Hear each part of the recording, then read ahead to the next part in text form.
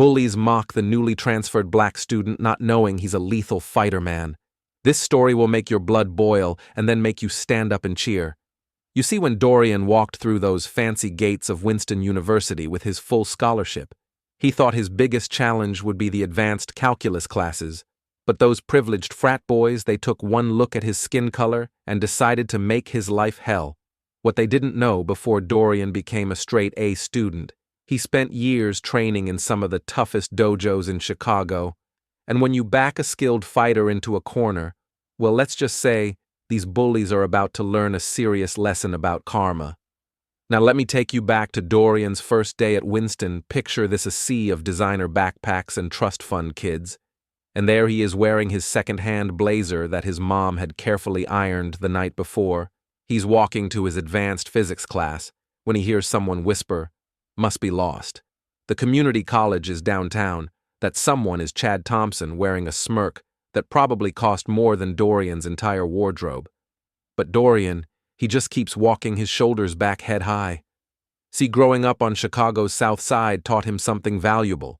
Sometimes the smartest move is to let your enemies think they've got you figured out. Inside his backpack, 3 acceptance letters from Ivy League schools and medals from martial arts competitions that would make those smirks disappear real quick. The whispers follow him to the classroom. Probably an affirmative action case.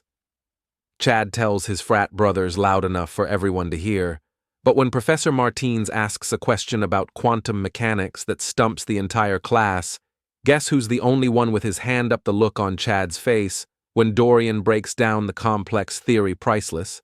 But that's when things get interesting after class. Chad and his buddies cornered Dorian in the hallway. "Hey, scholarship kid," Chad says, blocking his path. "We've got a little tradition here at Winston. New students have to prove they belong." Dorian feels his muscles tense, not from fear, but from years of training kicking in. He could end this right now, but he remembers his mom's words. "You're not there to fight. You're there to win at their own game." What Chad and his crew didn't realize was that they just made the biggest mistake of their college careers. See. While they were busy planning their next tradition, Dorian was playing chess. Not checkers. He pulled out his phone and hit record, capturing every word of their little welcome speech. Years of dealing with bullies had taught him one thing: documentation is your best friend. "Look, guys," Dorian says calmly, his phone still recording, "I'm just here to study, same as you." But Chad steps closer, that $1,000,000 smile turning ugly. "Same as us. That's cute. But let's be real, you're not exactly Winston material." His buddy snicker, not noticing how Dorian's stance subtly shifts his weight, redistributing like a coiled spring. That's when Jessica Chen, the student newspaper editor, walks by. She's been doing an expose on Winston's history of discrimination. And man, did she just hit the jackpot. She pretends not to notice, but phone's been recording too. See, that's the thing about bullies. They're so focused on their target, they don't see the bigger picture. Later that day, Dorian's sitting in the library when he overhears Chad's group planning something bigger. They're talking about the upcoming physics project. Presentations, apparently. They've got some special plans for the scholarship kid. What they don't know is that Dorian's already 3 steps ahead. Remember those martial arts competitions? They didn't just teach him how to fight, taught him strategy, patience, and most importantly, how to turn an opponent's strength into their weakness. "Hey, Chad." Dorian calls out, his voice carrying across the quiet library, looking forward to working together on that project. The look of confusion on Chad's face. That's what happens when your target doesn't act like a target anymore. The next morning, Dorian arrives early to find his locker plastered with printouts of scholarship requirements. Real subtle, right? But what catches his eye is something else. An old photo tucked in the corner. It shows the Winston University class of 1963. And guess what? Not a single person of color in sight. That's when Sarah, a junior working in the archives, approaches him. "They did the same thing to my brother 2 years ago." She whispers, glancing around. He transferred out, couldn't take it. Her hands shake as she pulls out more photos, more documents. Turns out, Chad's fraternity Beta Theta has a 60-year history of maintaining Winston's traditions. That's code for keeping people like Dorian out. But here's where it gets interesting. While Chad and his buddies are busy playing their little games, Dorian's doing what he does best. Studying not just physics, though. He's studying them, their patterns, their weaknesses during lunch. He watches Chad mock another freshman. This time a Latino kid named Miguel. Dorian fists clench under the table, his martial arts training screaming at him to intervene. Instead, he pulls out his phone, opens his notes app, and starts typing. See, Chad's gang isn't just bullying people. They're running a sophisticated cheating network. Rich kids, paying them to take tests, write papers, the works, and Dorian, he's documenting everything. You should just leave, a voice says behind him. It's Brad, Chad's right-hand man, trying to sound threatening, but Dorian just smiles, the kind of smile you learn after years of facing down opponents in the ring. Thanks for the advice, he says, but I think I'll stick around. Things are about to get really interesting the next day in the campus gym. Everything changes. Chad and his crew swagger in while Dorian's doing his morning workout, something he's done every day since he was 12. They don't know that, though all they see is another chance to mess with the scholarship kid. Hey, look, boys, Chad sneers loud enough for everyone to hear, trying to bulk up so you can actually belong here. The gym. Fall's quiet students pretend to be focused on their workouts, but everyone's watching. This is the moment Chad's been waiting for, a chance to humiliate Dorian in public. How about a friendly competition? Chad suggests, pointing to the boxing ring in the corner. Winner gets respect, loser. Well, losers know where they belong. The thing is, Chad's got state boxing titles. His daddy paid for the best trainers money could buy. What he doesn't know, Dorian's been teaching advanced martial arts classes since he was 16. You sure about this? Dorian asks quietly, giving Chad one last chance to back down, but Chad's already taking off his designer hoodie, his fraternity brothers crowding around the ring, the gym's getting packed. Now seems word travels fast at Winston. That's when something beautiful happens.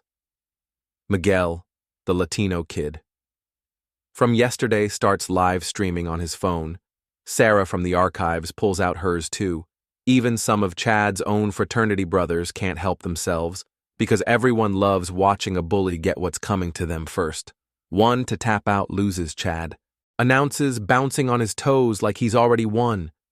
Dorian just nods calm as still water, and when Chad throws his first punch, a perfect textbook right hook.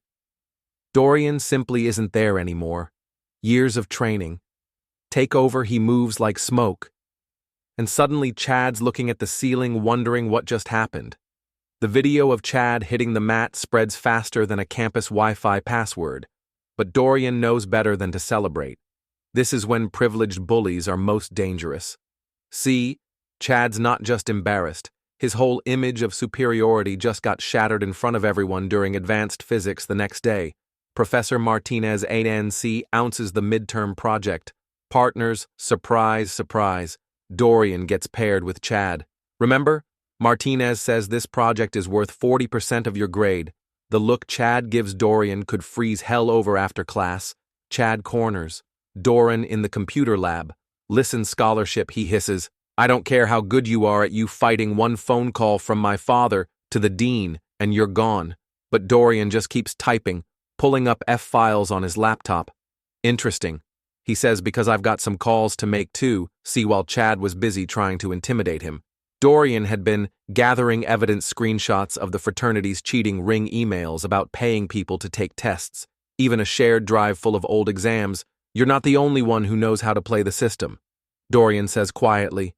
Difference is, I learned to survive, you learned to cheat. That's when Chad Mack, his biggest mistake, he grabs for Dorian's laptop, but security cameras are funny things. They catch everything. The lab assistant, a quiet girl named Amy who's been watching the whole thing, stands up. I've got it all on camera, she says, pointing to the ceiling.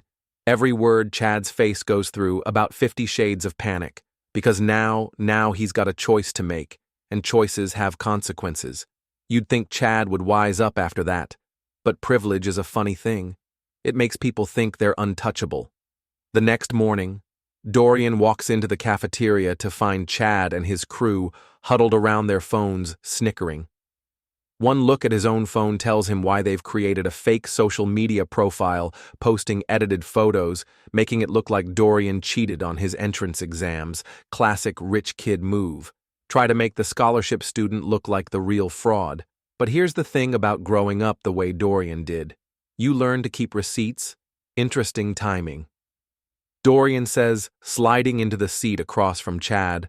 The cafeteria goes quiet. Everyone's watching, phones ready, especially since I just emailed Professor Martinez all the evidence of who's really been cheating. He pulls out his phone, showing Chad the sent email, including that interesting group chat where you guys arrange your little test-taking service. Chad's face turns whiter than his pressed polo shirt. You're bluffing, he dammers, but his hands are shaking. That's when Jessica from the student newspaper stands up from the next table. He's not, she says, holding up her recorder. And I've got interviews with 10 students you guys scammed. But the real kicker, Miguel, the kid they'd bullied earlier, starts playing a video on his phone loud enough for everyone to hear. It's Chad and his buddies bragging about how they've been running their cheating scheme for years. Turns out Miguel's been gathering his own evidence too. The cafeteria erupts in whispers. Chad's fraternity. Brothers start backing away from their table, deleting messages on their phones, because that's what rats do when the ship starts sinking. They run that afternoon. Everything comes to a head in the campus parking lot. Chad's waiting by Dorian's car, but this time he's alone. No crew, no backup, just a rich kid whose world is crumbling. You think you've won? He snarls, his designer shoes scuffing the pavement. My father will what Dorian cuts him off. Write another check, make some calls that might have worked before, but times change. He takes out his phone, showing Chad the trending hashtag #Winston Cheaters. The story is everywhere now. Twitter, Instagram, even the local news is sniffing around.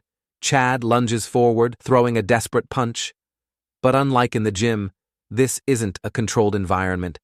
Security cameras catch everything as Dor simply steps aside, letting Chad's momentum carry him straight into a puddle. Sometimes, karma doesn't need any help at all. You don't understand. Chad says, his voice cracking as he picks himself up. This was supposed to be my legacy. My father's name is on one of the buildings, and that's when Sarah from the archives steps forward. Turns out she's been recording the whole thing. Funny. You should mention that building. She says, wait till people hear how your family got the money to donate it. But here's the thing about Dorian. He's not interested in destroying Chad. He learned long ago that true victory isn't about crushing your opponent. Look, he says, offering Chad a hand up. You've got two choices. Keep digging yourself deeper, or start over, do better, be better. The next few days at Winston feel different. Word spreads fast on a college campus, but change that moves even faster. Chad's fraternity gets suspended, pending investigation, the cheating ring exposed. But the real change is happening in the quiet moments during lunch. Dorian notices something new. Students who used to sit alone are joining bigger tables. Miguel's tutoring some freshmen in Spanish. Sarah's organizing a student committee to review the university's inclusion policies. It's like everyone was just waiting for someone to stand. First, you know what? The craziest part is? Jessica tells Dorian while working on her newspaper article, some of Chad's own fraternity brothers came forward with more evidence. They were tired of it too, just too scared to say anything. Speaking of Chad, he's not gone. That's not how real life works. Instead, he's doing something nobody expected. He's actually showing up to study group, doing his own work for the first time. Turns out when you take away the shortcuts, people can surprise you after class. Professor Martinez pulls Dorian aside. You could have handled this differently. She says, could have fought fire with fire. Dorian just smiles, my mom always said. The best fighters know when not to throw a punch. That's when he sees Chad in the hallway heading to the library. Their eyes meet, and there's something different there. Not friendship, that's not how real stories end, but maybe something like respect. You know what they don't tell you about standing up to bullies? The real victory isn't in the big moments, the fights, the exposures, the viral videos. It's in the small changes that come after. Like how the next scholarship student who walks through Winston's gates won't have to look over their shoulder, or how Miguel now confidently raises his hand in class, his voice strong and clear. A month later, Dorian's sitting in the library when a freshman approaches him. "Is it true?" she asks nervously, "what they say about how you changed things?" Dorian looks around the library at the mixed group studying together at Chad, actually helping someone with their homework at Sarah, organizing a diversity panel with the dean's support. "I didn't change anything." He says we all did. Sometimes people just need to see that it's possible. He glances at his phone at a new text from his mom. "Proud of you, baby. You fought smart, not hard, and that's really what this story is about. Not just karma or justice, but choosing how to fight your battles. Because here's the truth. You don't need special powers or crazy martial arts skills to stand up to bullies. Sometimes, all you need is the courage to take that first step, the wisdom to gather your evidence, and the patience to let karma do its thing." Speaking of karma, if this story touched you, hit that like button and drop a karma in the comments below. And hey, if you want to see more stories about justice being served, check out the playlist appearing on your screen. Right now, trust me, you won't want to miss what happens next. Remember, real change starts with you. One smart move at a time.